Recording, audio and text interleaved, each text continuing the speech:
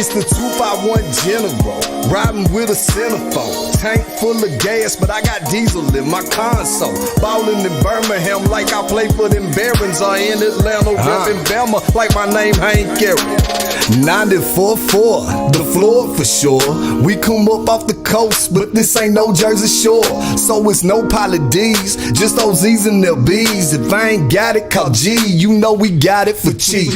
It's the 251 General, riding with a centerfold. Tank full of gas, but I got diesel in my console. Ballin' in Birmingham like I play for them Barons, or in Atlanta reppin' Bama like my name Hank Gary. 4-4 on my hip so I wouldn't keep staring. The 10 patches at T-Time, call that AJ McCarron. They say men lie, women lie, and Travis does too. Numbers don't lie, but I'm gon' lie about mine to you.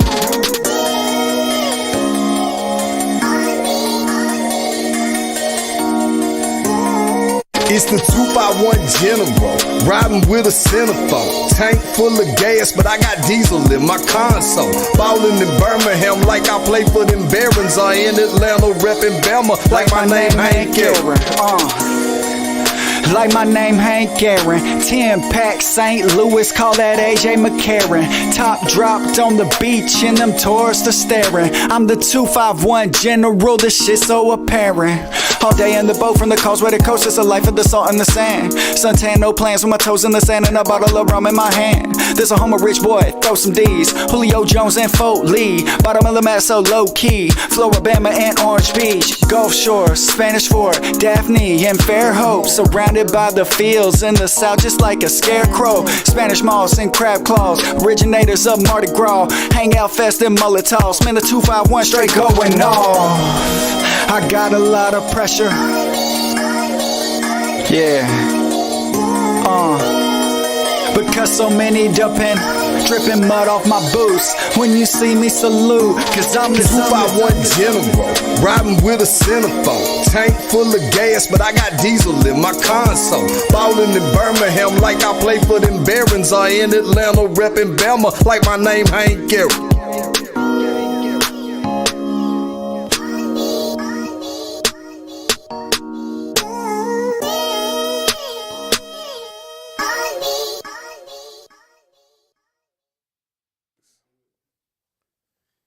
What it do? What it do? Back for round two. It's the Chop Up Podcast.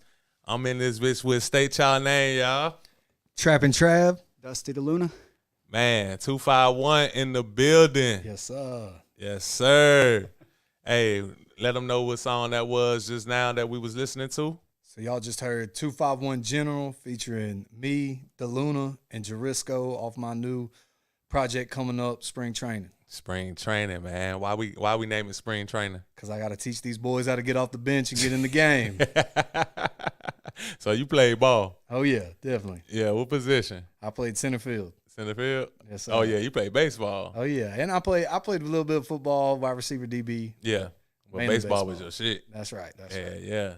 yeah. What level did you go to? I capped it at high school. Oh, okay.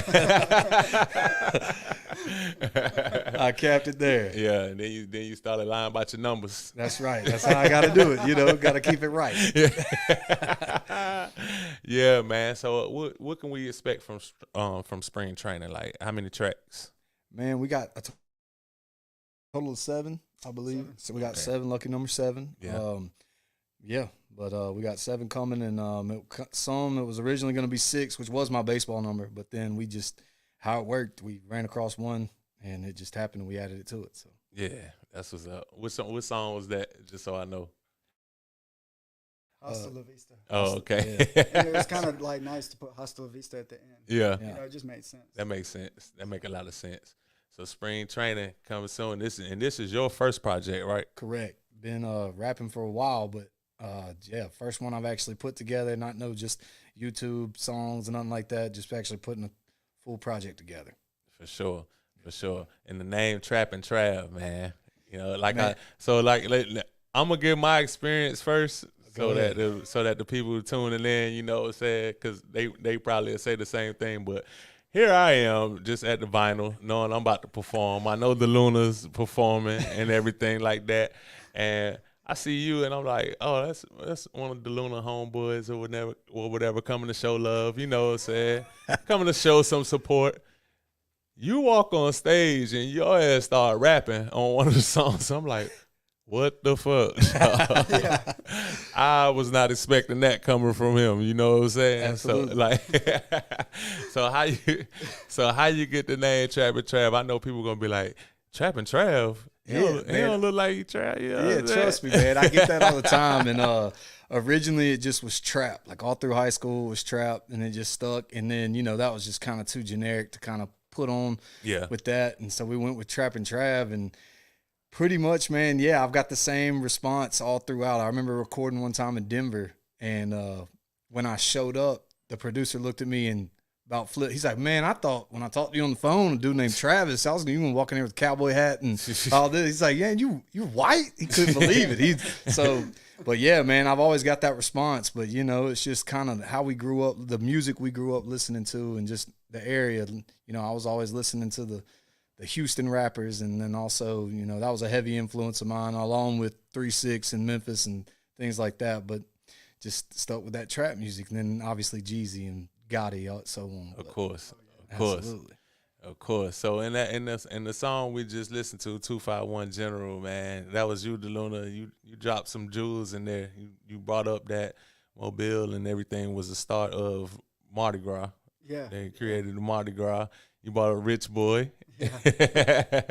These. You got to do that. You want to talk about the 251? I mean, you need to touch on the different little pockets, little areas, and kind of the, Yeah. Shout out to the history. I mean, Rich Boy was like, Huge. that before, even before, I guess, YouTube, man, somebody had TiVo, and he was like, you got to see this video. Like, came on MTV. Yeah. Like, we saw it on MTV before I heard the CD. Same Right. here. And he's like rewinding it, and they're driving all these old school candy painted cars, donks through downtown Mobile, and it's just like, for one, to see somebody from your area that has made it onto MTV is already crazy enough, but then to see like a music video showing where you're from is like, bro, it just blew my mind. Yeah. So I had to shout it out.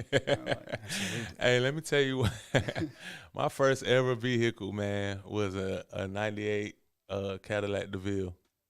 And it was pearl white. I was about to and say I'll what never color, forget. That song fucking came out. I was in D.C. I was out of school and all that. That song came out, and I had my Cadillac. I would turn that shit all the way up and just be doing, just like in the video, just going like this and then driving like this. Those are these on it. Yeah, exactly. Swinging. Yeah. I would just do that through the parking lots and shit. It was like, man, this my song right here, man. Shout out to Rich Boy though, man. I seen that he was going through some things recently, but it looked like he, you know what I'm saying, getting his head back together and all of that shit. We all go through it, man. He's gonna bounce back. Hell yeah. So real quick, like from y'all experience, what's like some differences and similarities from the 251 to the 850? Huge difference. Is it a huge difference? You get the similarities obviously being right off the water. Like like in one of my songs, I say that there's something in that water, and I'm not just referring to Pensacola. It's that the dirty coast is real. And like people, I remember getting off a plane one time and looking at a lady that was from Connecticut, and she was like, "What's that smell?" And I was like, "The water." Yeah, like you could smell it. Like it's that humidity down here. Like, and so that's kind of, but you have that, but also like Deluna saying, it is very different. Like obviously you got your marijuana laws that are different, and I feel like the lottery and stuff, and it just comes down to Alabama not wanting to change their ways on certain stuff, which I can go on that all day. But I will say that a lot of the people kind of, you get a lot of the same kind of vibes, definitely. Yeah. I think I know from a rapper's perspective, it's way more accepting in Pensacola. 100%. 100%. Like because we're not even from Mobile. We're from the other side of the bay, like Daphne and Fairhope and all that. And it's like, bro, I still haven't heard of another rapper other than really us from our area. I mean, there's a few scattered, but like, it's just let me shut the he door going real in. quick. Yeah. But not. I think that's Fresco's guy recording. He going in.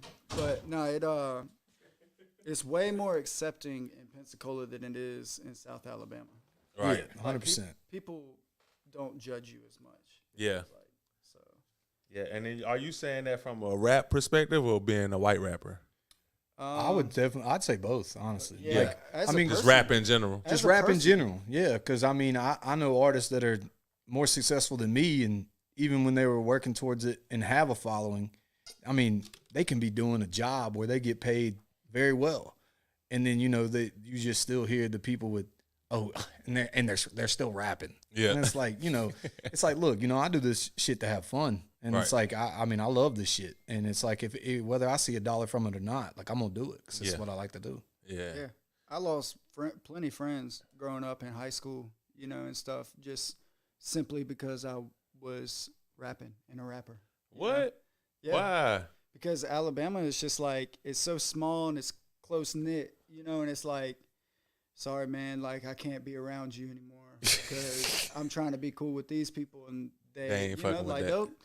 You get called like, the N word, shit like that, and it's just like, kind of like, bro, like, for art. Yeah. Like, I'm just being me, but a lot of those people that are like that, they're afraid to be themselves because they want to fit in so bad. Right. And I felt like that just like taught me to always just like try to be true to myself, and my real friends will stick around. Yeah. Nah, that's a good ass point, actually.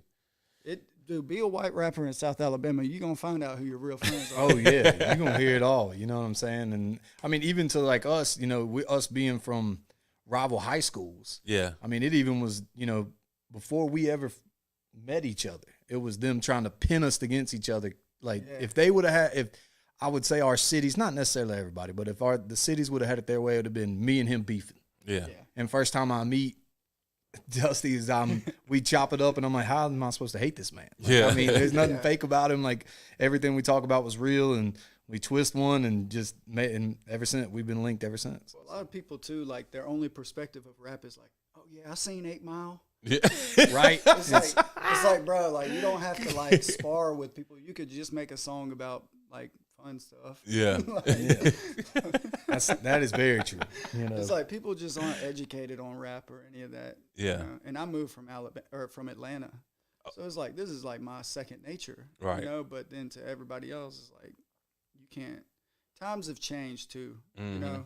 Like, we're a little bit older, and so like times, I think everything is getting way better. And now, like, back then, you couldn't just make a song in your closet, right? Or whatever. There wasn't, like, YouTube wasn't out, and people couldn't just. They just weren't as exposed. Right. It's exposed heavy now. Absolutely. Like, yeah. You can, like you said, you can do that in your closet. I could just set up my phone right here and never have to go outside and all of that. So it's a lot of people that's not used to that. Yeah. Going outside. Like, for instance, you came up and you did a show at Vinyl, and it was outside of you, Trav, like, y'all were basically like by yourself. So that let you know that you don't have a problem going outside your comfort zone to do shit. So that's already a plus. Yeah. And you started the show. Yeah. And he kicked that bitch off. And then I was just like, fuck, this mug got instrumentals and he's rapping without the vocals on the shit, or the vocals are low so you can hear him good on the mic. I'm like, shit, man, I got to come after this. Like, this motherfucker set the bar. It was so cool that you showed us love. Though. Absolutely. I was about to say the same thing. Like that stuck out in my head, like, genuinely. Like, you coming up after the set, and I remember I was cutting through the crowd, waiting on whoever came after, and you just came up and you were like, man, you wrecked it. Yeah. I'll never forget it. I was like, man, all right, cool. But also just knowing that, you're in this area, what you do with this area, and promoting people. So it really did. It set well, and, I appreciate you. For sure, man. Likewise, man. And that was before I even knew that Deluna was even recording with Fresco and everything. And I was just like, damn, that's a small world. Like, who would have known? Right. We got to shout out Fresco, man. Yeah. He's been really instrumental in, like, my music lately. Yeah. For sure. And my project too. Like, I mean, he's putting the final master on all those songs, Yeah. Shout out to Fresco, man. Oh yeah. We gotta get Fresco out of his shell more. He mixing Morgan Freeman. I know. Working with Morgan Freeman. I saw the photo of Morgan Freeman. I said, well, I'm big dog status. Hey, look, he ranging from from mixing sounds from Morgan Freeman to being in the paper, skateboarding at the new little, the new park. They was talking about new problems coming behind it, and it just happened to be his picture in there. I was like, damn, Fabio, it had to be you. Oh man, that shit just so crazy. I told him that not that it's the same thing at all, but when I had a meeting with him or whatever the first time that I met with him, I did not like expect for him to be so quiet and like reserved and stuff. He's got that like rock star kind of like cool look. Yeah. And you meet him and he's like, hey. Yeah. Oh, hey, what's up?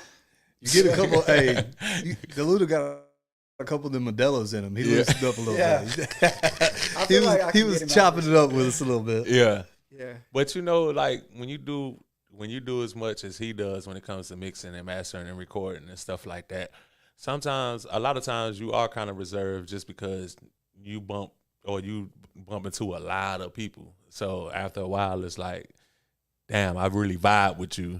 Now I can open up and shit like that. No, exactly. Yeah, because I had that.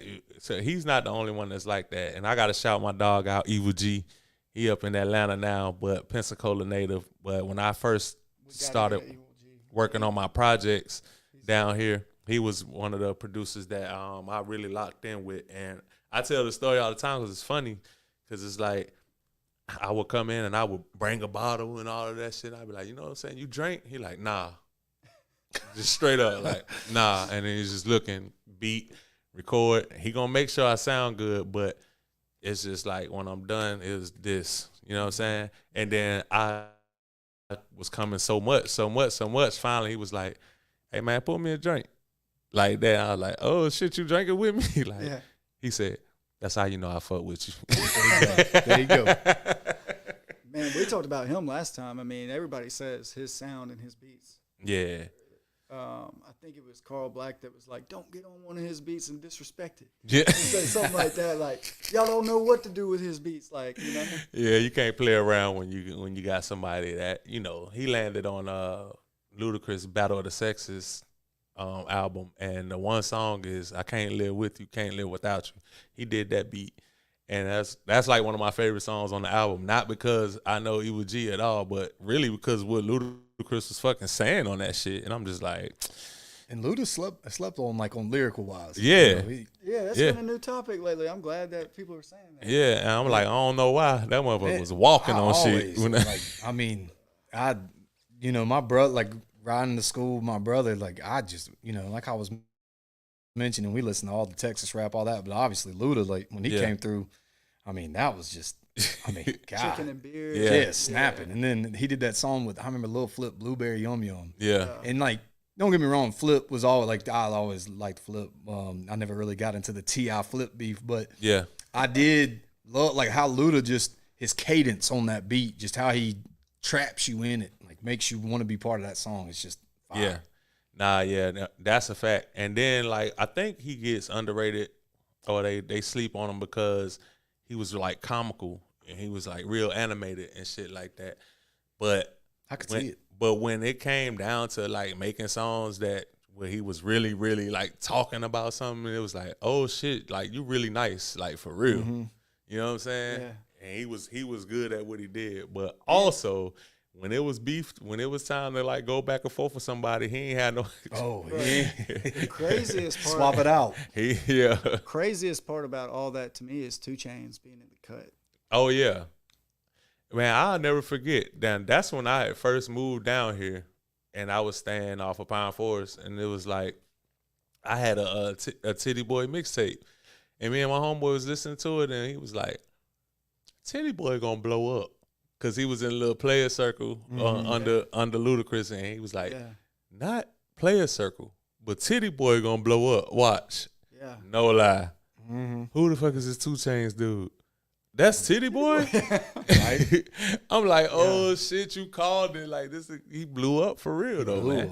But yeah, man, shout out to that though. But back to y'all, enough of them. Back to you guys, back to spring training. Spring training really means a lot. Like you said, it means that you teaching them how to come off the bench and everything. People don't know that that's when it's spring training. That's when you make the roster. Right? Yeah, you show up and right. you make, and that's almost in every sport. I know spring ball and football, especially in college, it was real deal. Like, we couldn't wear full pads, so we was just in like shorts and then upper and shoulder pads and stuff like that. But even still, you better go out there full speed. Found out who wanted to play. Who want to play? Who want the scholarship? Oh, you ain't on no scholarship and he loafing? Mm-hmm. We're going to see what you about.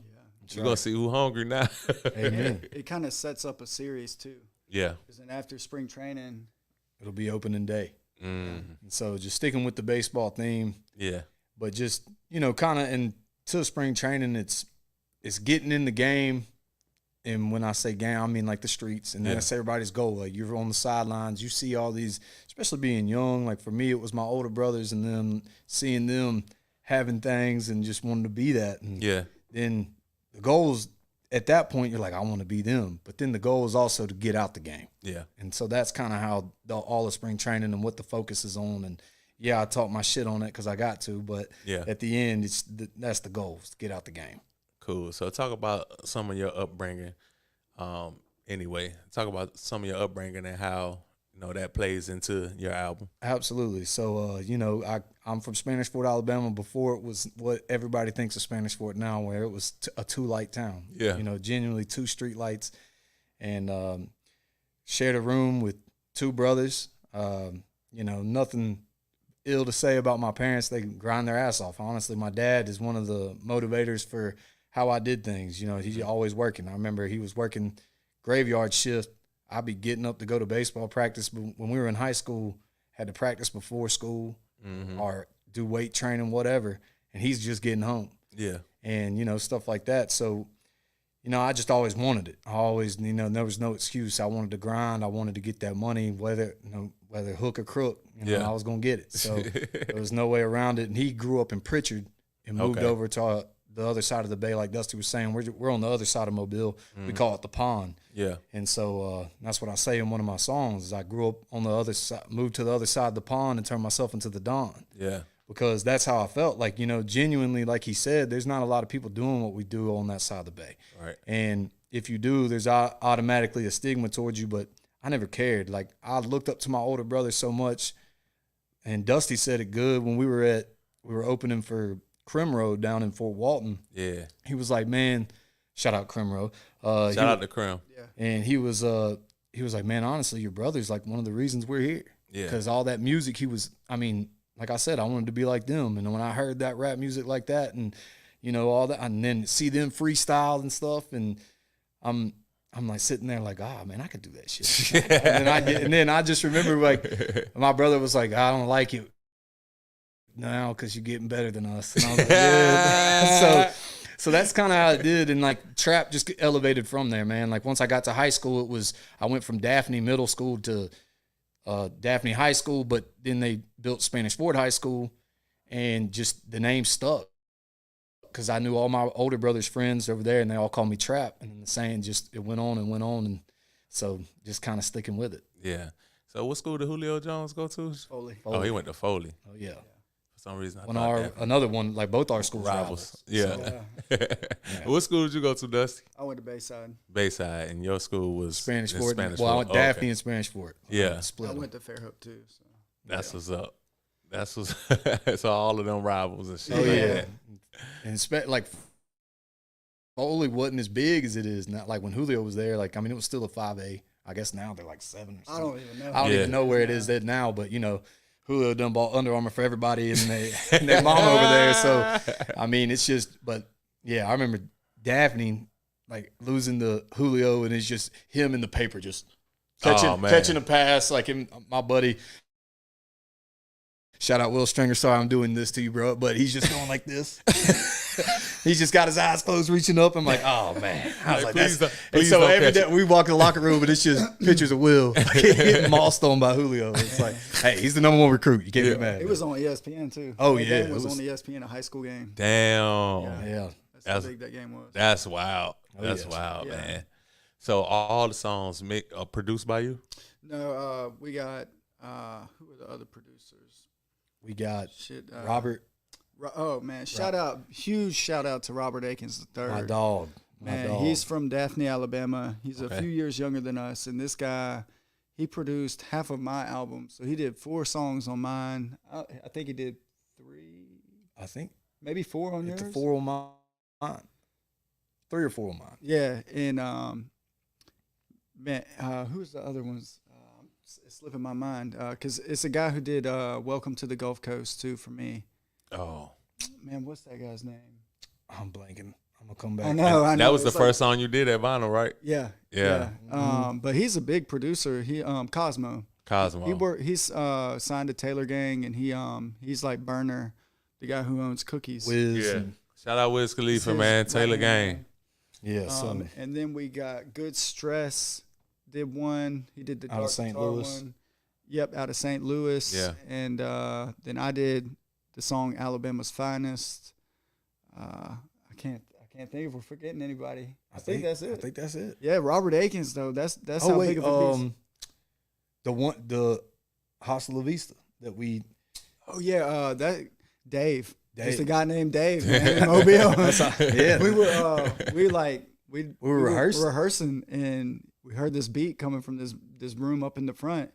And Trapp was like, "Man, that bitch is fire." You know, I was like, "I swear that bitch is fire." Yeah, man. Shout out to David too, because he was real smooth to work with. Deluna straight goes. He's like, "That's got to be Dave." Yeah. And I didn't know any of these cats at the studio we were at, so I was like, we got done rehearsing, and I still hear him just beating the block down, mixing the song. And I was like, I gotta go. I'm about to go tell him I'm gonna buy it right now. Yeah. And I literally walk up to him. I was like, "You selling this?" He's like, "Yeah." I was like, "I'll buy it." He's like, "Right now?" I'm like, "Yeah." Luna walked in straight up, and it was just so great how it worked. He's like, "I'll split it with you," and then we just literally, and then track outs and left. Yeah, that's how it was. We wrapped up recording, and then like I said, that made the cut for the CD. Just how it worked, and just the project. And the Luna was like, "We just got to put that on there, man," just because we. And I'm so glad we did, because just the experience of us both sitting there rehearsing to open up for Crim Road down in Fort Walton. We're just sitting there running through our shit. And then we hearing this beat the whole time, doo-doo, doo-doo. I'm like, oh, shit, I got to buy that. I ain't letting that walk away. Yeah. So. Yeah, I got to connect you with some local guys, man, if you ever need beats. Yeah. Because, especially Robert Akins III, man, he used to sell us beats for like $20, $25. Heat, too. Some of the beats on my album I bought for cheap, and what were you about to say? He's fire. Oh yeah, and he listened to a bunch of old school stuff, and he graduated with one of my Jerisko, who's on one of the songs. He graduated with his younger brother or something like that. It could be younger sister. I don't know. He's got 6 brother and sisters, but he just always had the heat. Yeah, that's how we got cool. Cocky as shit. Oh yeah. So how did what was the recording process like, as far as narrowing it down to 7 songs? How many songs did you record to do that? I think we were pretty intentional with it. We rented an Airbnb at first, and we just kind of worked out of that. And at the end of that weekend, I think we had probably 3 songs done. Yeah, but we were really intentional. It's not like we have a vault full of songs and then we chose. Okay. We knew which ones we were gonna do. I did pull some old ones out that I was like, I want to redo these because I felt like I put a lot in them. Right. And we got Robert. I sent him the beat, and these were just instrumentals that we kind of recorded over just being young and dumb. Yeah. Making it, but I put a lot into 2 of these songs that are on the album, and one it's called Swear, and I sent it to Robert, and he did his thing. He's so good. And then he did 2 of them like that, and I was like, I gotta put those out because I feel like not enough people heard them, and just what I'm talking about on there, I felt like it was a lot, especially just explaining kind of like what I was telling you, the upbringing and just different parts of getting into the game, right, and how it worked. But then also, like he was saying, with that Airbnb, we did work. I mean, we got down there I got it for a weekend, and then that's also when I first met Crimro. Because Deluna had linked us to get on. He's featured on the album with a song that I got called Suicide Squeeze, still referencing the baseball. But he's like, "What do you think about Crimro getting on?" I was like, "Absolutely, if he's down." Yeah. And so whenever I was coming, I remember he hit me up. He's like, man, I talked him into staying. He's gonna stay because my schedule, and I was driving from Alabama, get over there, and Rose stayed. He stayed. We chopped it up, and he was gonna leave dope. Like 30 minutes into us being there, but I think we drank a whole case of beer, just chopped it up for hours and put something in the air. But that's how it goes.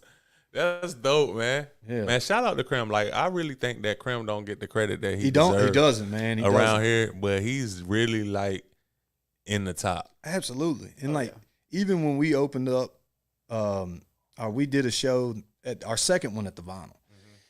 And just watching how, like, I was peeping game, just how he's performing, like how he's getting the crowd to feed off him and like all that, just because he's so tenured. He's a vet when it comes to doing these shows and traveling, and he just and so humble. Like, I'll say he's been nothing but cool and just giving me his graces. Yeah, I've learned a lot about how to handle relationships through Crimro. Because, sometimes when you are so passionate about it and stuff, and you put so much effort into it, and then, when you're an underground rapper, like, you're not gonna get your flowers, and people are gonna kind of like, I don't know. Sometimes people say slick shit, and I've seen it with him, like, where he's handled everything the best way that you could. Right. And it's made me kind of like take a step back and be like, instead of, letting shit get, bother you too much, or being like, oh, fuck that dude, or whatever. It's like, hey, man, I wish the best for, like, I'll see Crimro just be like, hey, wish the best for you, or just, he just maneuvers really smoothly through situations. I don't have like a great example, but it's taught me a lot. But I feel you, because it's like, hey, we don't have to fuck with each other. I still wish you the best. Right.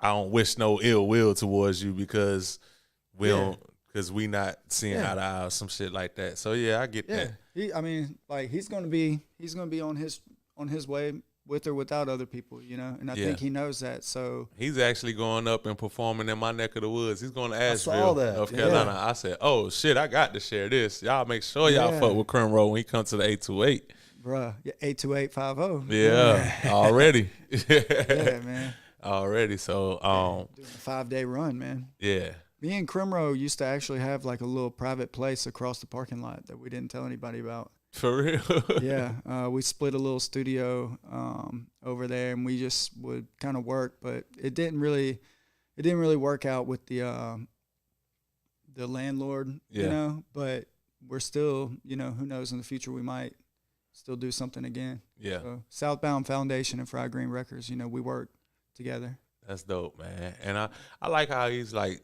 taking people on different tour dates with him and stuff like that. I had Sko Mozzie in here a few weeks ago, and he just dropped Florida Baby. Florida Baby. Yeah, he just dropped Florida Baby, and he was just, because Sko always been a dope artist, like, but he never would like to pop out. You know what I'm saying? But he's even doper as an engineer.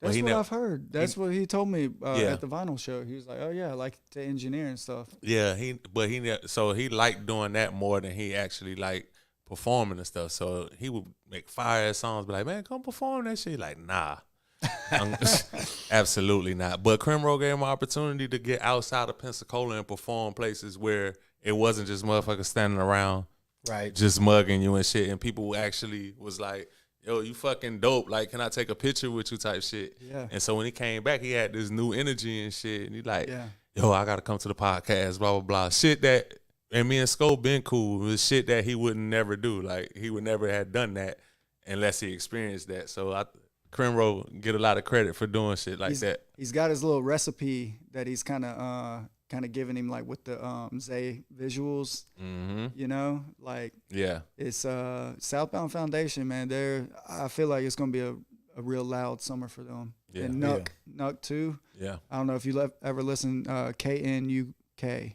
No, he's another Southbound artist, and he is fire. Like I like how like a lot of the stuff that he says. You got a song too. I think it's with the Hog. It's like Facade. Yeah. It's like Nuck will make music like that, where it's like real. Yeah. It's not just bullshit. Right. Like not just saying anything. Right. And I mean, bro, that's the type of music I like to listen to a lot of times. Like I want to hear somebody that's saying something as opposed to, you know, just being a party all the time or whatever. Yeah. Crimro does that too. I'm ready for Crimro to, like, you know, he's gone through a lot. Right.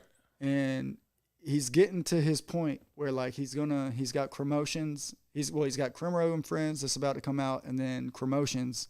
And after that, I'm like, bruh, like, let's get that fun Crimro out. Yeah. You know? But, you know, with art, that's kind of the great thing about it, is the therapeutic part of it. So. And I get to see you in each one of your emotions, like basically, like each one of your moods. Yeah, I would say it's fire. I've heard some of it.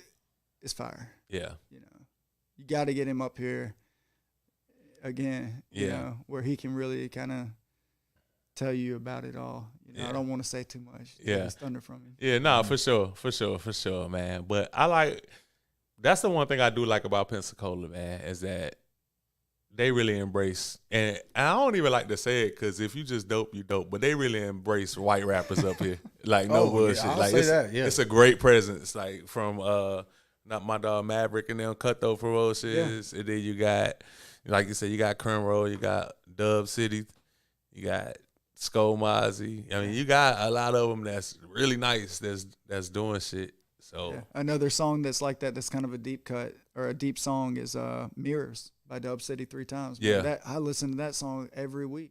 Yeah. And man, I don't even know if it's in his top, you know, like top songs or whatever, but that's my top song for him, just like Facade. I was like, how is Facade not in your top song? You know, like that blew my mind when I saw that. You know? I was like, it's such a good song. Yeah, man. And Trap has a trap song. He already touched on it, but Swear. Yeah. When you hear that, man, that's like, it's like when he was having the conversation earlier about shared a room with 2 brothers. Well, like, it's almost like he's just conversating what he's saying in the song. Mm-hmm. You know, like he's just having a conversation with you on the track about how he grew up. It's way easier said than done. Right. But he does it like really well on that song. That's what's up. That one's called Swear. Swear. Yeah. I'm be on the lookout for that. We'll play it or something at the end, but like the thing too, I gotta say, man, is like Trap's voice. Yeah. Like his voice is just like what sets him apart. You throw us off, man. Oh yeah, I get that a lot. And the look don't match the voice. I'm like, who is this? yeah, you got to see it in real life, so it probably tripped you out. Because everybody else just hears it and then they see him and they're like, what? You actually had to see it in real time. You're like, is this a hologram? Man, and I swear it just comes from that Texas music. Like I get so many people that tell me I have that Texas cadence. And it just, I mean, you know, obviously all of Swisher House, UGK. I mean, Pimp C is one of my top artists, easy. Yeah. I mean, it's just, but that's where it comes from, man. I just tried to mirror that and just embrace it, and which I feel like it was so easy for me to do. Just from being, like I said, that dirty coast runs all the way to Screwston. I mean, it's just, I don't know. Which one's your favorite song off the project? Off the project. Man, I go back and forth. Like, I could sit here and tell you which one I think is going to be the hottest, but I think really Swear is up there just because of what, like I said, I put a lot in that song. I put a lot into, you know, I was at a time in my life too where I was living in a tent in California, like on a farm. Talk about that. Yeah, man. So what was that like? What was that? Well, so how I was did you end up in Cali? I need to hear all of this shit.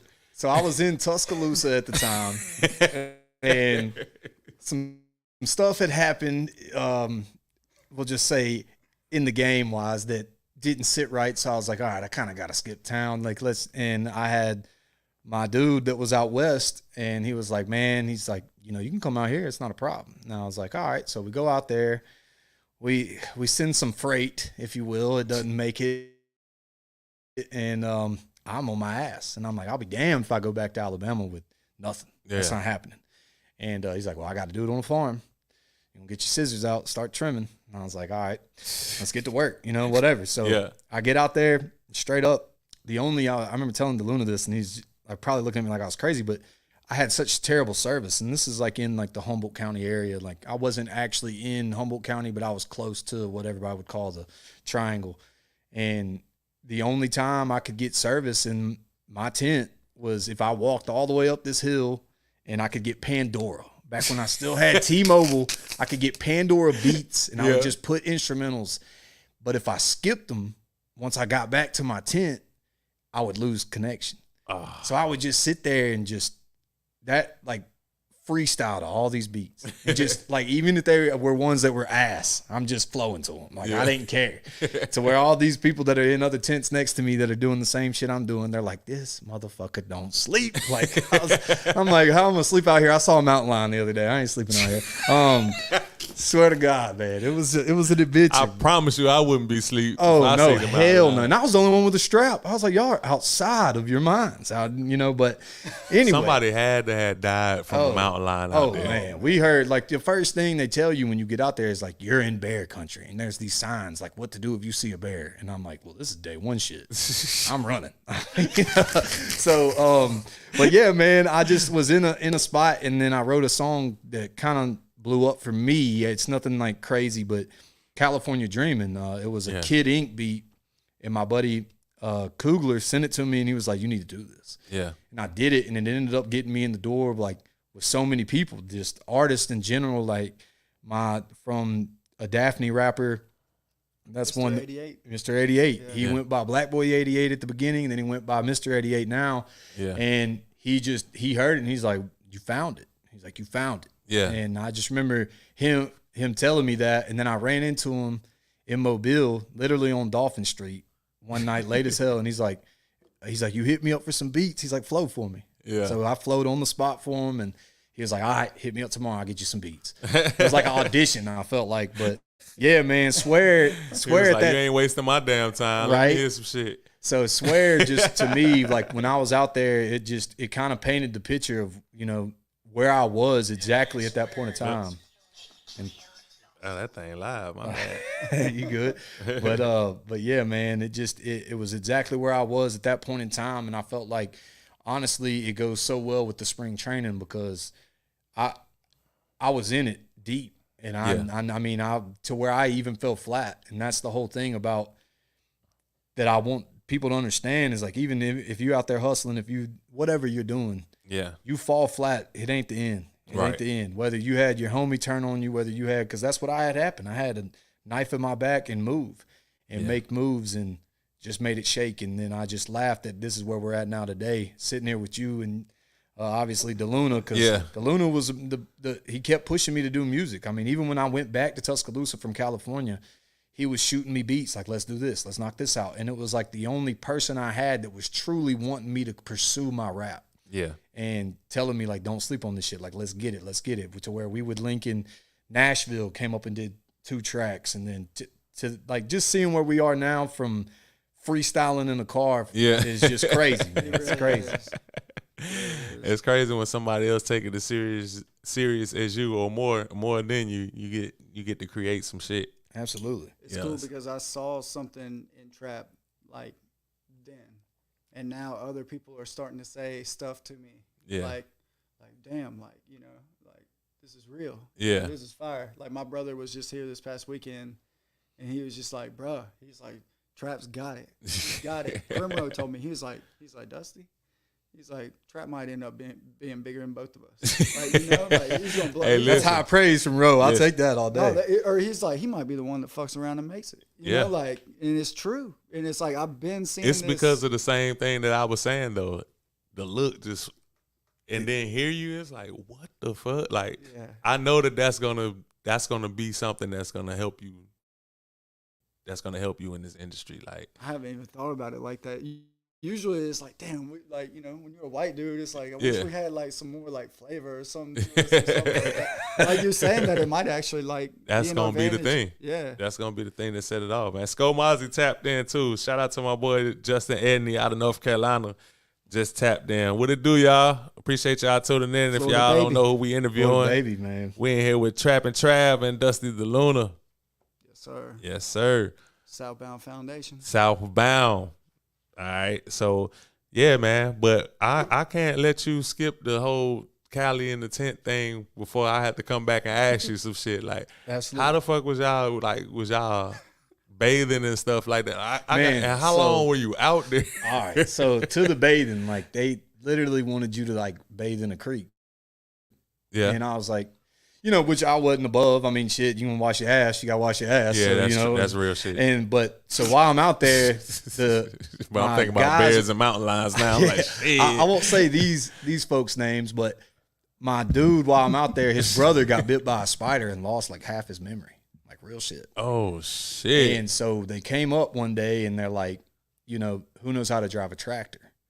And I immediately was like, if this gets these damn scissors out my hands, brother, me. And I did, like, I knew how to drive a tractor. I mean, I grew up in South Alabama. I mean, whatever. But so they, of course, everybody's like, Bama Not the does. Stereotype Trappin Trav, but Bama does. He does know how to drive a tractor. And I was like, and to be honest, I hadn't driven one in years. Like, you know, That's so Tractor Trav. Yeah, that's right. Trailer tractor. Back when he was Tractor Trav. Yeah. So then I get on. He's like, all right, well, get on with me and drive and make sure you know what you're doing. And I was like, bet, you know, whatever. And I just made sure I took the easiest route I could, you know. And when we're driving past the barn, that's when I saw like a shower head coming out the side of the barn. And I was like, and it was way far away from where we were camping because they didn't want us anywhere near the main product. Right.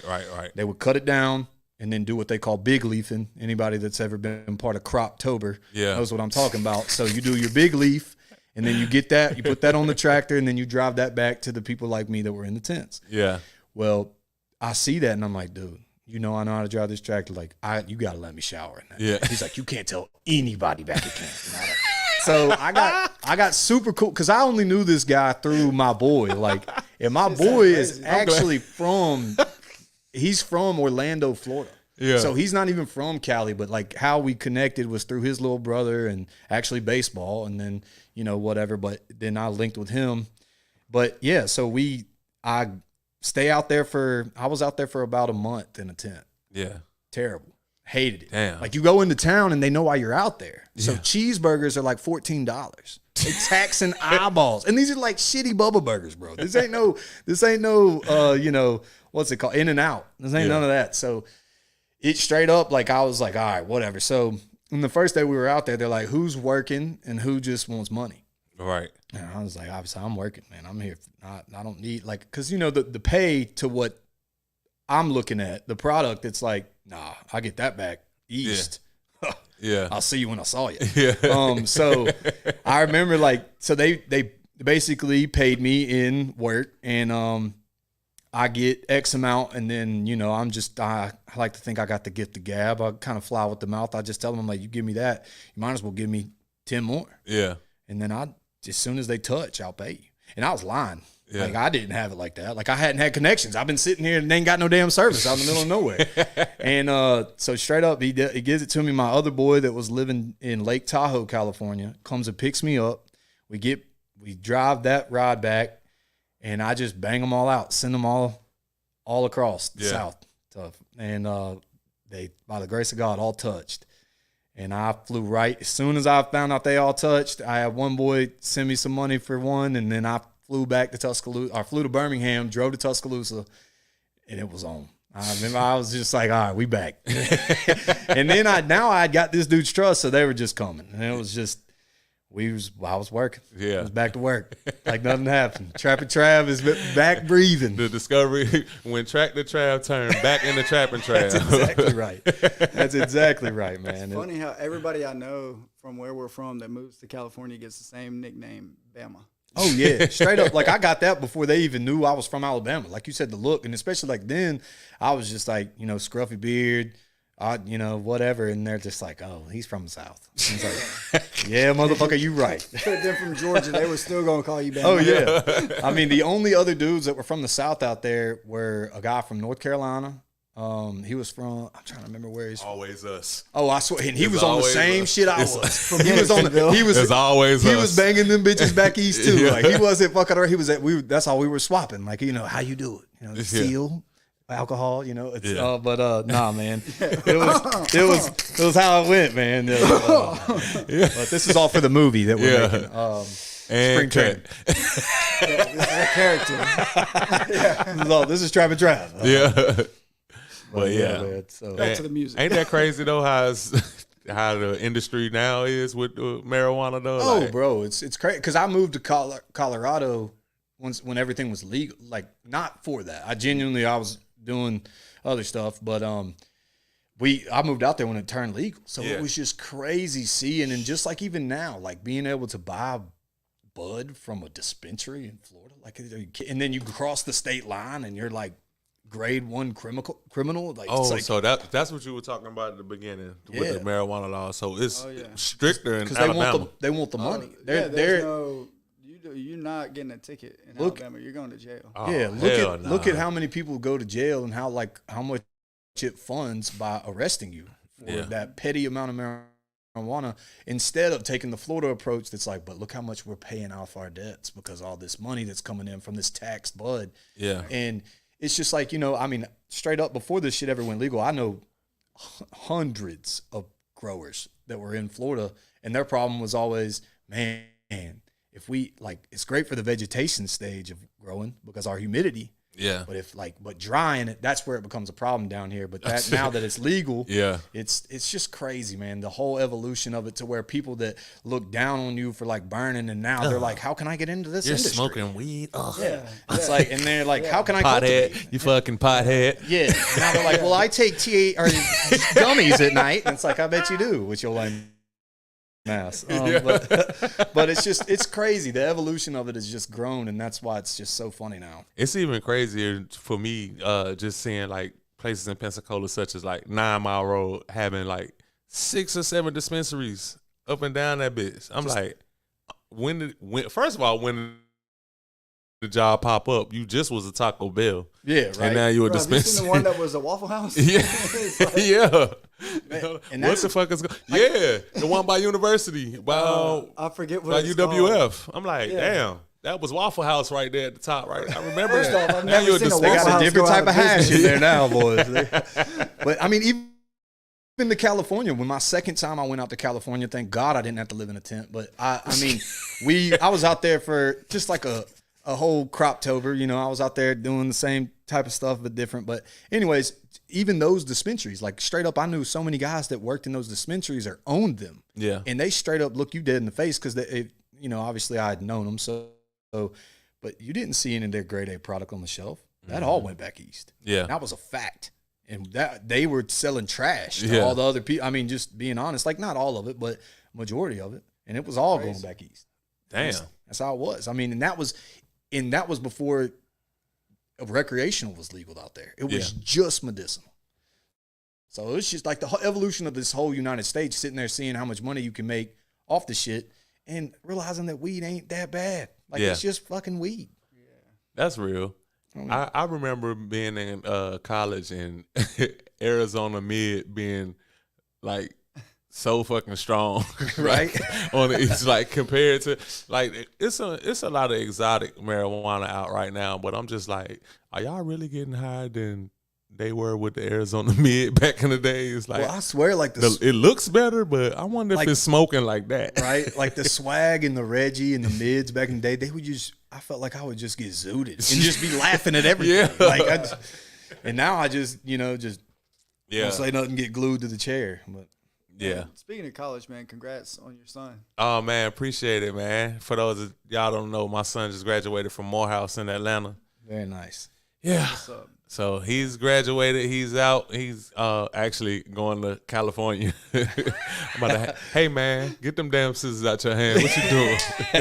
I know what that means. I talked to Trappin Trav. That's right. You better get the good pair. You better learn how to drive a tractor. Yeah. Hey son, you know how to drive a tractor? No? All right, don't worry about it. Don't worry about it. Don't worry about it. Oh man. Yeah. But now I got a daughter going to the 4th grade. So yeah. Okay. I think I met her. Yeah. Yeah, she was here.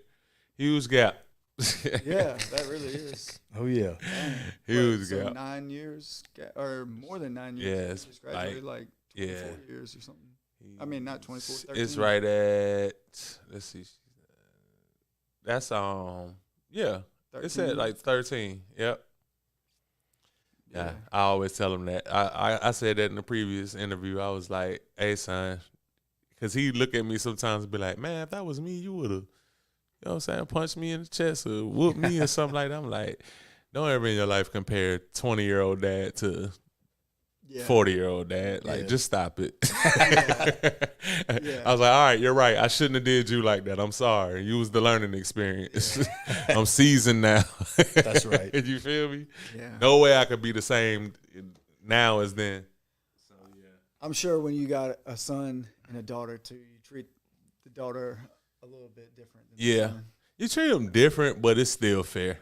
Like I still try to be fair across the board. Like, but it's just totally different because you kind of like want your son to go outside, get bumps and bruises and shit like that. Because you know, growing up as a man, you're gonna have to do that. But with the girls, like I'm killing every bug that ever tried to bite you, anything, you know what I'm saying? Anything like that, you just go over the top. But it's just really different. But speaking of, y'all got kids? I do not. No. Oh, man, y'all the last of a dying breed. I know. Y'all in a relationship? I am. Yeah. I am. Man, I got 2 cats. When you asked about kids, I almost Dusty just struck out for anybody that was looking. Boy, they tell me he got 2 cats. Man, what's your cat's name? Bo and Cinco. They sound mean as shit. Yeah, they're indoor, outdoor, but like they'll murder. Killing everything. Yeah, they'll kill squirrels, go up in trees, and bring the And they squirrel making down. all that That's damn what I noise. needed in my tent in California. I need one of them cats. Bro, them cats though, like they've been, it's funny because I never was a cat person growing up. Right. They've been entertaining to me. Like if I had a cat that just, no offense to anybody, but that, like sat inside all day and didn't have claws, I wouldn't want to do that. I don't need a Garfield sitting on my couch eating my food and stuff. But these cats go out and work. Yeah. They kill shit like around my house and keep all the little critters and stuff away. Yeah. Don't. They got a job. I hope my daughter never ever watch this because we already got dogs and she wants cats. And I'm low key like, you not lying right there because I be in my backyard and I can just, you know how you could just see the little tracks in the yard or whatever and you just know like that's a mole or something. And it's like, I'm never going to see this motherfucker. Bro, Exactly. when I moved to Florida, I wish I had a cat. when I moved to Florida, bro, I had thousands of these lizards. Oh yeah, They would like run across my foot and stuff while I was standing in my yard or in my driveway, and I was just like, "That's it." Yeah, That's it. I literally sat out back the other day and just watched one of the lizards just grab a cricket out the yard and just took that bitch, just ran off with it and just started eating. I was just like, damn. He gonna grow up to be an Like, alligator one day. How did you get caught? Look, how did you get caught slipping, Cricket? Jimmy Cricket, like, what the fuck? You could have hopped away from his ass. You gotta be on point. That mother ran over there, pow. I was like, damn. Bro, It's some crazy wildlife down here, bro. That's right. where we are, man, it's like The dirty. Florida. Yeah, but I never forget, man. I was just laughing because you was calling the Dirty Coast. I never forget this boy from Houston. He was from Houston, and he went to college with me. He played ball, and he'd be like, "Yeah, you from Carolina? You from the South, but you ain't Third Coast born. You ain't Third Coast born." And his pants used to be starched and creased so fucking, dude. His shit was starched and creased so fucking. He could really hop out them bitches, and they was still gonna stand. Oh yeah. He was not fucking around with that shit. And then like he introduced me. He was like one of the people that introduced me to screw music. Yeah. And like I remember him giving me he gave me Boss Hog Outlaws project from Slim Thug first. He gave me that, then he gave me a whole bunch of like Lil Flip, Big Hawk. He even had Fat Pat. Like it was just a lot of shit. And I was like, dude, where have I been? Like, oh yeah. Because none of that was really being introduced in North Carolina at that time. I was just like, where have I been? So I just was like really in tune with it. And then at that time, one of my favorite ones ended up being Chamillionaire. Just military man. Because he was just so lyrical. And then when they slow it down, it's like, dude. I remember the first, we were saying, first night I met Crimro, I remember I brought up a Chamillionaire song, and he looked at me, he's like, what album was that? I was like, that was his, I won't say his last one, but that was Mixtape Messiah. And then I was like, that was this one on the intro. He's like, I'm going to listen to that when we leave. Yeah.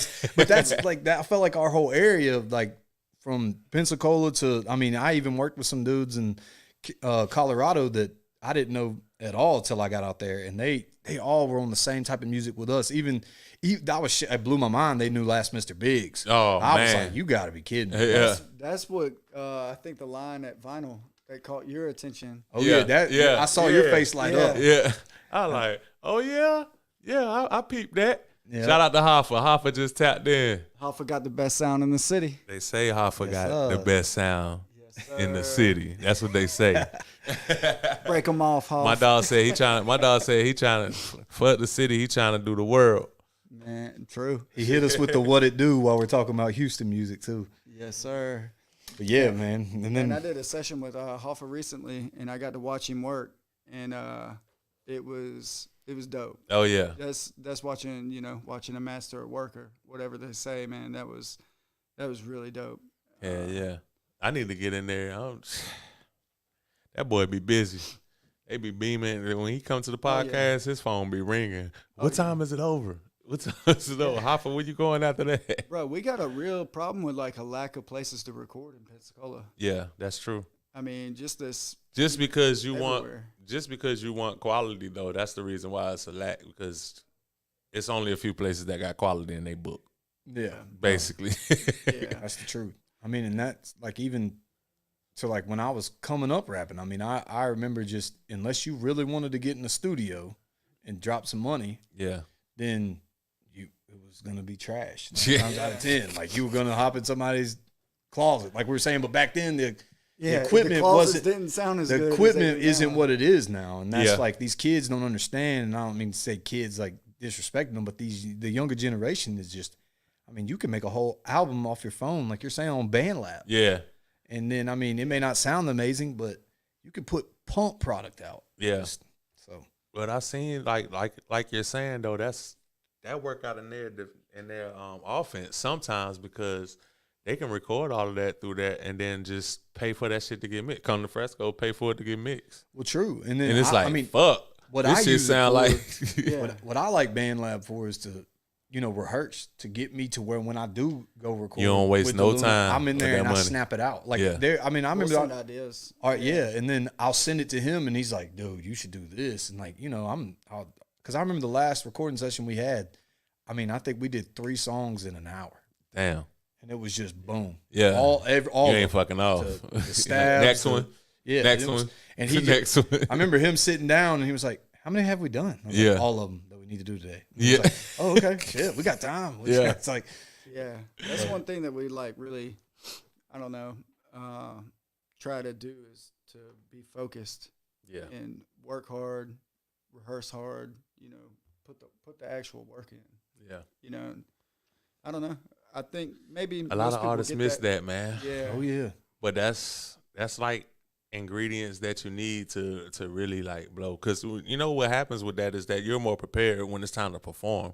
Exactly. These other cats just doing recording, it's totally different. Like if anything go wrong out there, you got to be able to maneuver no matter what.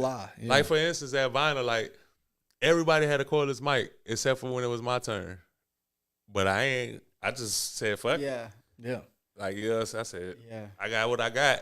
I'm gonna make sure I pan the stage, you know what I'm saying, engage with the crowd. But I was like, where the fuck is the cordless mic? Yeah. Whole time in my head, I'm like, where is it, dog? Everybody had one except me. Dude, I had like the reverse, because he was like, walk up there and grab the mic with the cord. And then when I get on stage, I didn't even know that, I forget it. What was his name? The guy who was hosting that. Jay Sapp. So he hands me the wireless mic. And I'm like, they told me to grab the mic with the cord. So I'm looking back to try to find the sound engineer to be like, what am I doing? And it's like the music is on. It's like, all right, 1, 2. We're here now. I'm like, I hope. Damn it, Jay Sapp, where were you when it was my turn? Damn it. I wanted the cordless. Yeah. And, I'm thinking like, okay, I'm going to wait back behind the stage, kind of let them play my song, then run up and start playing it. And he's like, get your ass up here, Dusty DeLuna. Where you at? It's a privilege to be on this stage. You get to open up. But you set the tone. I'll say Jay that. Sapp a good host. Oh, yeah. He was He looked great. like Jim Jones' cousin or something, man. Yeah. He was great, man. He was great. Shit. And like even me, like that was my first ever real performance. So I mean, I felt like, you know, replaying it back in my head, I felt like I was just kind of like stationary. And then watching y'all go, I was like, damn, they're using all the stage. I'm over here like, I'm in my spot. I'm in my spot. You know, I'm running the zone. But yeah, man, that was a learning experience for me too. And that's, like I said, I just bring it back to the love you showed us, man. It was definitely appreciated. Nah, for sure, man, for sure. I enjoyed that whole night, man. Shout out to Cutthroat, because Cutthroat and Friends, and that was like modest for a Cutthroat party, to be honest. Like, because and I'm thinking it was because of the location, but when Cutthroat throws a party normally, it get wild. You can tell. And Dave also shown nothing but love, man. Yeah. Definitely. I guess they've been like 2 shows we've done. Yeah. Yeah. Oh man, I was talking to Crimro about this the other day when we opened up for Cupcake. Mm-hmm. Man, I missed that one. What the fuck was I doing when y'all had that show? I don't know. We didn't know what we were getting into. We just got the opportunity and said yes. Yeah. And now I feel confident performing in front of any crowd, and it's like that. You know, when there's nothing. We could not have been paired up more differently with the crowd. Yeah. Like, 2 white guys from Alabama talking about like country shit, and then you've got the LGBT community staring back at you like, which I will say, we want to see Cupcake shake her ass. Like, we don't want to see these white guys up there. And that's like what I was saying, like with Crimro, like how I watched him finesse it, because by the time, honestly, like we went first. By the time we were done, they want a Cupcake. They didn't give a fuck about anybody else. Yeah. And then, you know, Ro is like last before Cupcake. And how he just, I remember him being like, I just got a text from Cupcake. She wants to make sure y'all do. And they all go crazy. I'm like, my man's a genius. Yeah. My ass would have been like, all right, I'm done. Cut the shit. Like, I done 2 songs. Yeah, like he's up there and they're, you know, performing his song, and they're just like, start chanting Cupcake. Yeah. He's like, you know what? That's when he like. That's when he did. He was like, and then he got a text from Cupcake. She's not to come up here after I run this last one back. You know, just ran game on him, man. And honestly, like the fans, like for us, like that was. I mean, they were very receptive. They like I mean, us. I thought they were gonna hate us. Yeah. And they ended up fucking with y'all. Yeah. I swear, man, that's crazy. Like, so you were saying when you were performing, that's just how you felt, like, or they were. Yeah, because I know they wanted to see Cupcake, but they actually fucked with y'all. They were like, when we went, we were the first ones, so I felt like they were just happy to hear music, so they were cool with us. Yeah. But after us, I felt like they just, I don't know if they just had the expectation of Cupcakes next. Yeah. Because, I mean, I didn't even know. I didn't know who Cupcake was. Me either, bro. Yeah. And like, no disrespect to her. Like, you know, like, shout out to her, though. Yeah. She was like, I didn't know this was a real venue. Yeah. Like, and I'm sure, and she probably, she definitely never heard of my country ass. Yeah. So I'm sitting there like, I didn't know. When he called me, he's like, we're going to open up for Cupcake. I'm like, who? Fuck? Like, but I will say this.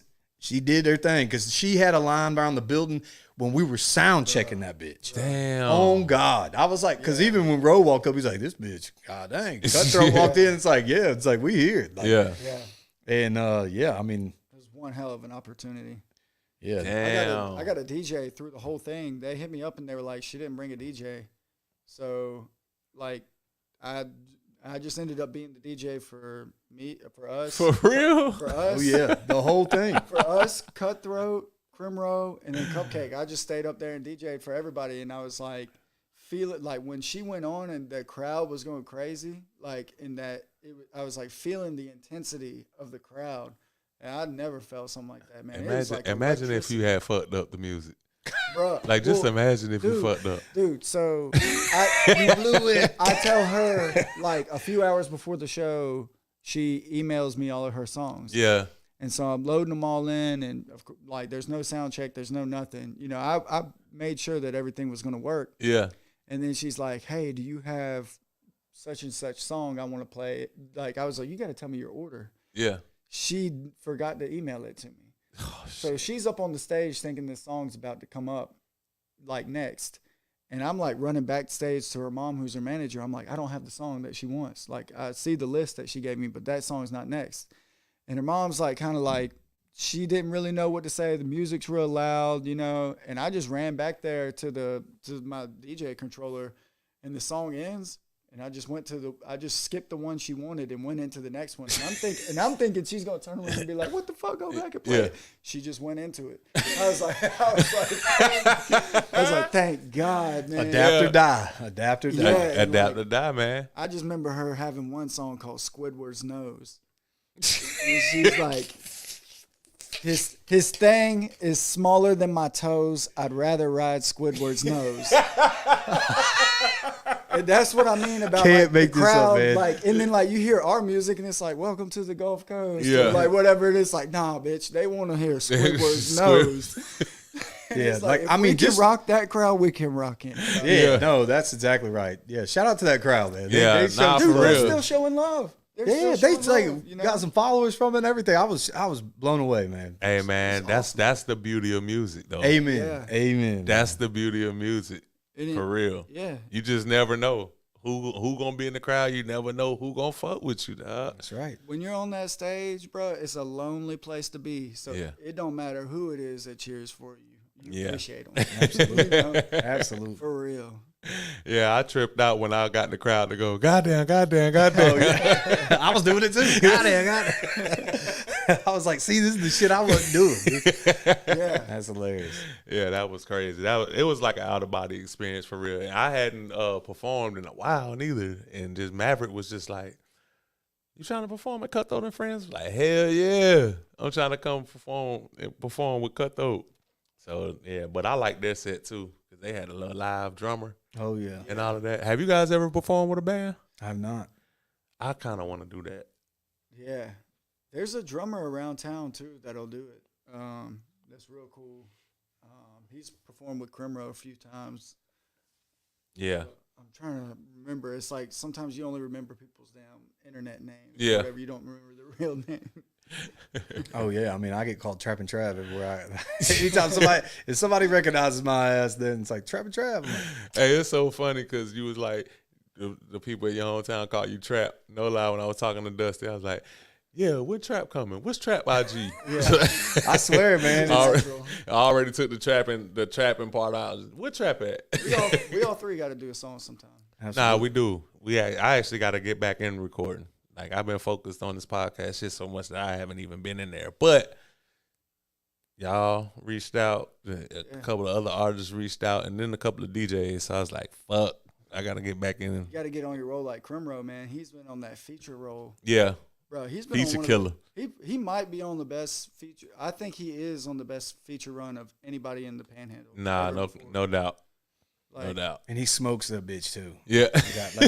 Yeah. Like, I mean, I was like, damn. When I walk in and I'm hearing his verse on spring training for the first time live with him. Like, Deluna pays it back. Crimro's standing right there. We're all just standing there, and I'm listening to it. I'm like, God damn, he smoked me on my shit. Yeah. It's like, that's what you want. Yeah. You don't want to. You want to be. Yeah.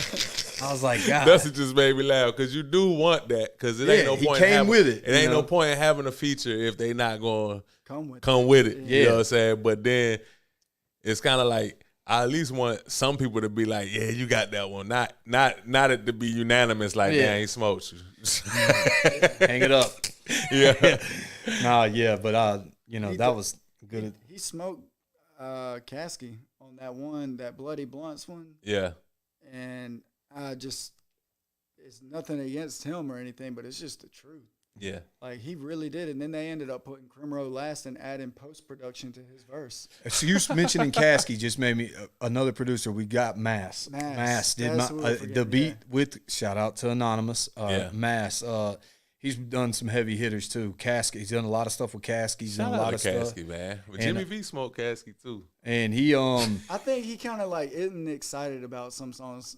Like he just like does it for whatever, I guess it seems like, but then other songs he'll go real hard on. You don't really know how to predict it. Yeah, I mean, because he can come with it. But yeah, I mean, Mass, I actually met, he goes by Anonymous. I met him down in Miami. That's actually the first time I met Caskey. But I met Mass, and we've stayed linked, and I hit him up. He put up something about beats, and I found one, and I was like, man, I got to have that one. Yeah. And that's the one Ro got on. That's the one Deluna. Which is crazy. It's such a small world that then he's about to go on, I guess, the 5-day run with Caskey. Yeah, and he knew Mass. Like, he was like, oh yeah, I know all them boys, and like he knew everybody I'd met down in Miami when I was still doing dumb shit and then trying to rap. Yeah. You know, or not even trying to rap, just rapping on the side, I guess. Yeah, they're gonna see that. Like, Mass is gonna see Trap featuring Crimro and be like, how the fuck do y'all know each other? Yeah. Oh yeah. You know, he's gonna be like, I met this kid in Miami. Now he's on a song with Crimro. Like, this is so random. So after this project, when it's the next go around, like, what would be the top artist that you would want to collab with? Man, so you mean locally or just period? Period. Well, somebody I feel like that would be in my not only price range, but just would be a dream of mine was to get somebody like Webby. I mean, oh man, like, cause I just grew like obviously like that whole Texas, Louisiana, you know, and they were plugged in with Pimp C and them, and like Webby. I mean, I said Pimp's one of my top 5. Webby's up there too, cause I mean, and obviously Boosie as well. That goes kind of hand in hand. But even on the song I have called "Work Dancing," in the hook, I mentioned Lil Fat. Yeah. So I call a pound Chris Brown, you should see his dance moves. Yeah. Call a pack Lil Fat, baby, watch my shoes. Yeah. And I wanted Webby on that bad, but just how it transpired, I was like, man, this is kind of something I'd done flirted with so much, because I came up with that song when I was actually in Texas. Yeah. And I just started flowing it, and then it came to me, and I did it, and we sent it to Robert, and I said, you got to remake this beat. Yeah. And he did his magic. And then I was like, man, we're lacing this bitch. It's going to be just me. But yeah, I would have to say Webby, man. Like, for sure, that would be something that would be obviously a dream and a goal. Just having him on there, bless the mic. Damn, that's dope. He said, Justin Edney talking about Webby got the bag. Back to the bubbles. What about for you, Dusty? Man, I don't know. I would like to, like, kind of bend the genre, though, like, not just do a song with a rapper. Like, I just don't know, but for some reason when you asked that, the first thing that came to my mind was somehow getting in touch with Mr. Big's family and getting into that vault and taking something from one of those hard drives. And because I know that there's those hard drives, you know, it's just like 3-6 taking Pop in My Collar and remaking it into their own thing. I'd like to just remake a voice memo from Mr. Biggs or something, just into something, man. I don't know what's in there, but I know there's something that I could use. It's like Fox and them with Wipe Me Down. They had to get that from Biggs. I'm a bad motherfucker, wipe me down. And then Fox and them, they got they had to pay him for the rights to say that shit. Did y'all know that was him on the Pop in My Collar 3-6 shit? I did. I'll be honest, I didn't. Well, his voice is so distinct. Yeah, but the first time I saw, it painted in my head is when I saw the video and you just see that diamond eye go. Yeah. And I was like, I knew it was him. I've been popping my collar. I saw him perform one time, and he just performed his version of that song. Yeah. And then later, I heard that "Pop in My Collar." And I was like, damn. Because the first 3-6 song I heard with Biggs on it was, "Yeah, I rob. Yeah, I steal. Yeah, I put your body in the field." Exactly. So I was like, and they take some of his his verse. And they made other songs out of it. Yeah, DJ Paul and Juicy J was known for doing that shit. Oh, yeah. DJ. That's what I would like to do is take some segment and flip it. Yeah. And that's another a dope idea. Like I said with the Memphis rap, that'd be another, DJ Paul and them, if I could do something with any of those cats, that would be. Look, and I ain't saying this in a disrespectful way, because some of his sayings is stuff that stick in my head a lot, but I settle for Crunchy Black. Amen. Absolutely, man. His verse on Riding Spinners. Man, you should, Riding Spinners, and I could not wait for his verse on Who Run It.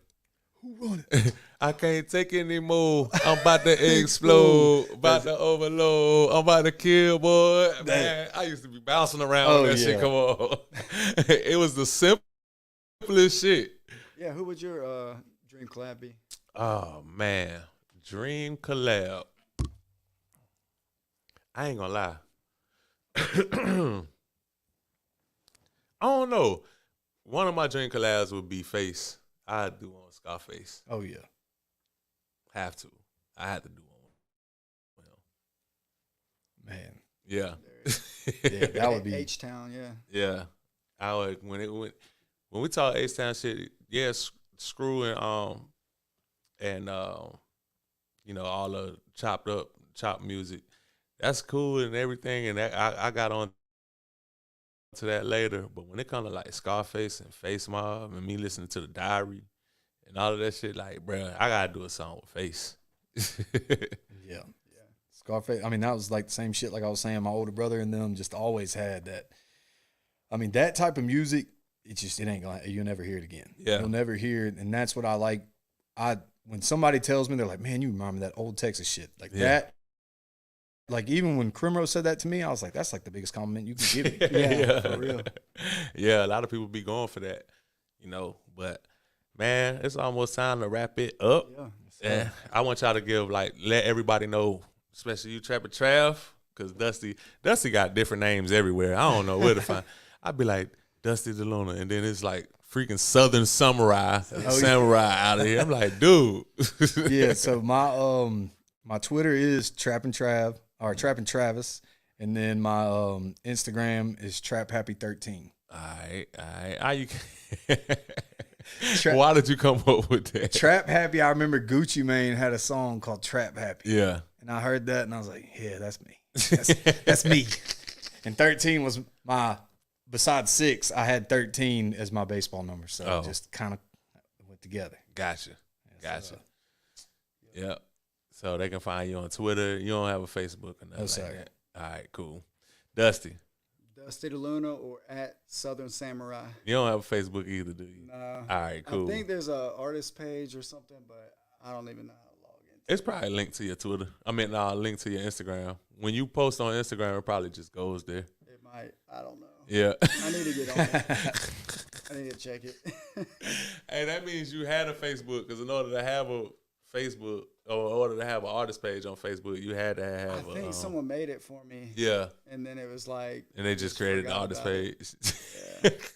I'm going to look now, just to fuck with you. Yeah, Maverick told me, he was like, bro, I was sending you a message on Facebook and you didn't respond. And I was like, what Facebook? I was like, oh, shit. It's kind of scary.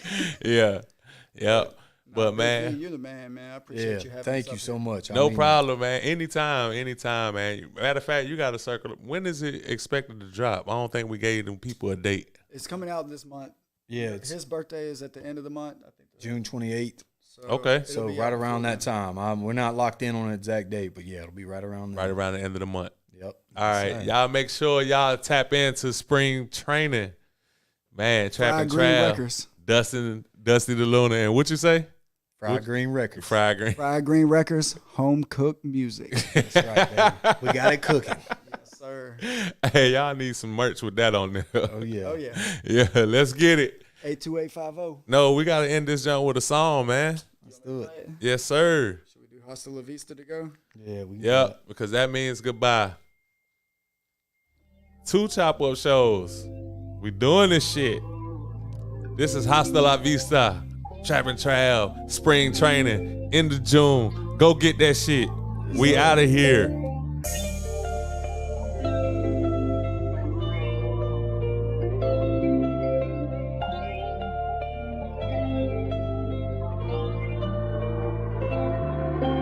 Hasta la vista, me and my little senorita. See us riding on them things, blades cut like a pizza. Man, I'm really from the woods where the monsters will eat you. And all the money in the world couldn't buy you a feature. I hit the gas on them, do the dash on them. Never know how long life will last on them. So make the most with me, raise a toast with me, till they turn this big town to a ghost city. Man, the word around town, I'm known to go get it. Got an engine so mean, sitting so pretty. You could tell I'm in a boat, how I float with it. Off the coast with it, we just gon' coast with it. Hasta la vista, hasta la vista, hasta la vista, me and my little senorita. Hasta la vista, Hasta la vista, see us riding on them things, blaze cut like a pizza. Hasta la vista, hasta la vista, hasta la vista, hasta la vista. Que pasa, amigo? Flow raw like a kilo. If they play with the pesos, send them shots like a free throw. See, we come from the sticks, where we loading up sticks. And we ain't talking lacrosse, but we got green like the pitch. Black shirt, blue jeans, call me Johnny Bravo. Black truck, black bow tie, Silverado. I know boys pushing white girl, Nelly Furtado. Country boys swinging poles like Manny Machado. Come down to the Delta, take a trip with me. Hasta la vista, brothers keeper from the heart of Dixie. 251 here to bless you with another banger. Fragrant records taking off like a blue angel. Hasta la vista, hasta la vista. See me riding through the city, yeah, my brother's keeper. Hasta la vista, hasta la vista. Yeah, you know we bout the cream just like a barista. Hasta la vista, hasta la vista, hasta la vista. From the dirty side, baby, that's my people.